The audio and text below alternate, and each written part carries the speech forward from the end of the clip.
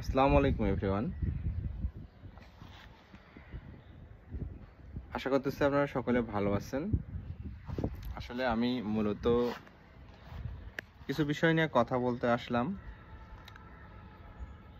প্রথম বিষয়টা হচ্ছে যে ফেসবুকে বেশ কিছুদিন ধরে একটা ভাইরাল টপিক হচ্ছে একজন কন্টেন্ট ক্রিয়েটর, নাম হচ্ছে ফারহানা বিথি। সে ভালো কন্টেন্ট ক্রিয়েট করে, বিভিন্ন তার লাইফস্টাইল দেখায়, বিভিন্ন জায়গায় ঘুরতে যায়। তো এবারও সে ঘুরতে গেছে সাজেকে। তো সেখানে গিয়ে তাদের টিমের একজন মারা গেছে বাইক অ্যাক্সিডেন্ট করে। আর একটা বিষয় হচ্ছে যে আমাদের সাবেক ফ্যাসিস্ট প্রধানমন্ত্রী শেখ হাসিনা, তার কালকে ফাঁসির রায় হয়েছে। তো প্রথমে ফারহানা বিথির বিষয়টা বলি। সেটা হচ্ছে যে আসলে ওই ওদের গ্রুপের এই অ্যাক্সিডেন্টের পর অনেকেই ভিডিও বানাইছে, দেখলাম। তো এখানে অনেকেই বলছে যে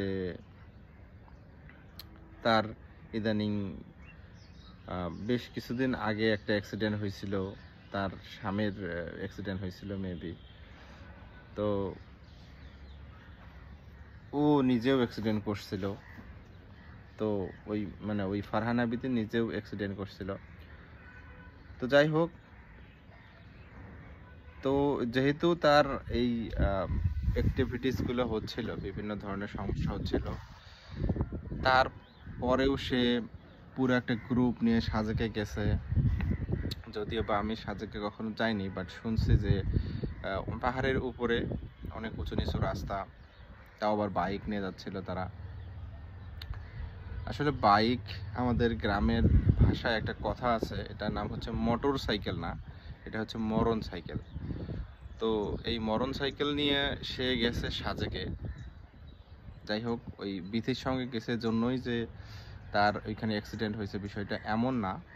কিন্তু বাইক আসলে আমি মনে করি, যেটা আমার নিজস্ব মতামত, সেটা হচ্ছে একটা প্রয়োজনীয় জিনিস। তো বাইকের কাজ যে কোনো প্রয়োজনে একটু দ্রুত কোথাও যাওয়া।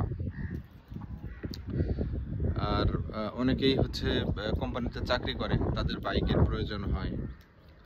তারপরে হচ্ছে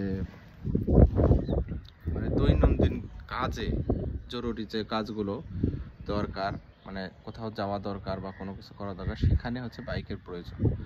কিন্তু বাইক নিয়ে আমার এত দূর ট্যুরে যাইতে হবে রাজশাহী থেকে সাজেকে, আসলে এটা কতটা যুক্তিগত, মানে যুক্তিযুক্ত, সেটা আমি জানি না।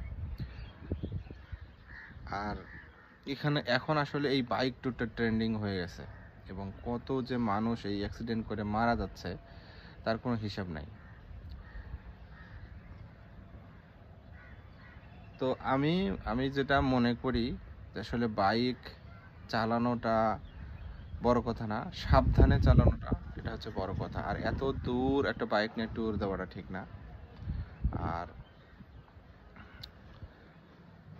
আরেকটা বিষয় সেটা হচ্ছে যে যে ছেলেটা মারা গেছে, ওই ছেলেটাকে নিয়ে এই ফারহানা বিথির বিভিন্ন পেজ, আসলে এটা ওনার পেজ কিনা আমি জানি না, কিন্তু প্রতিনিয়তই পোস্ট দিচ্ছে, রিলস আপলোড দিচ্ছে, ওনার সঙ্গে আগের সব ভিডিওগুলো রিলস আপলোড দিচ্ছে।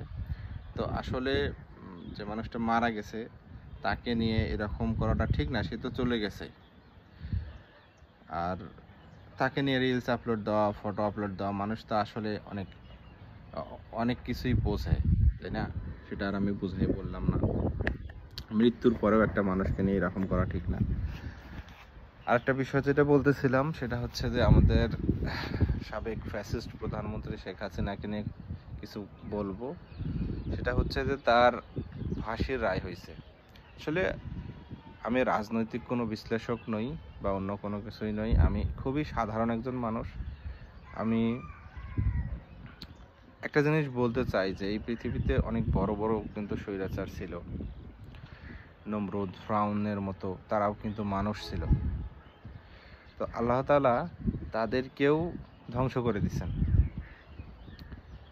কিন্তু এই মহিলা হয়তোবা এই জিনিসগুলা তোয়াক্কা করে নাই, বা এই জিনিসগুলা অতটা কেয়ার করে নাই যে আমি যে এই কাজগুলা করতেছি, এই মানুষের উপর জুলুম করতেছি, আয়না ঘরে মানুষদেরকে ঢোকাচ্ছে, কষ্ট দিচ্ছি, যে আমারও একদিন পতন আসবে। এবং এতটা মানে ঘৃণিত হবে মানুষের কাছে সে নিজেও হয়তো বা ভাবেনি। তারই প্রমাণ হচ্ছে গতকালকের রায়। তো সর্বোপরি আমি যেটা বলতে চাচ্ছি যে মানুষ যত ক্ষমতাশালী হোক, আল্লাহ তাআলার কাছে এই ক্ষমতার কোনো মূল্য নাই। আল্লাহ চাইলে তাকে ক্ষমতা থেকে সরাই দিতে পারেন, এবং যখন ইচ্ছা তখনই সরাই দিতে পারেন। এটাই হচ্ছে তার প্রমাণ। তো এই দুইটা বিষয় নিয়ে কথা বলার ছিল। আসলে আমরা যারা, আবারও বলতেছি, আমরা যারা বাইক চালাই খুবই সাবধানে বাইক চালাবো, কারণ বাইকের দুর্ঘটনা খুবই হয়, এজন্যই। তো সবাই ভালো থাকবেন, সুস্থ থাকবেন। আল্লাহ হাফেজ।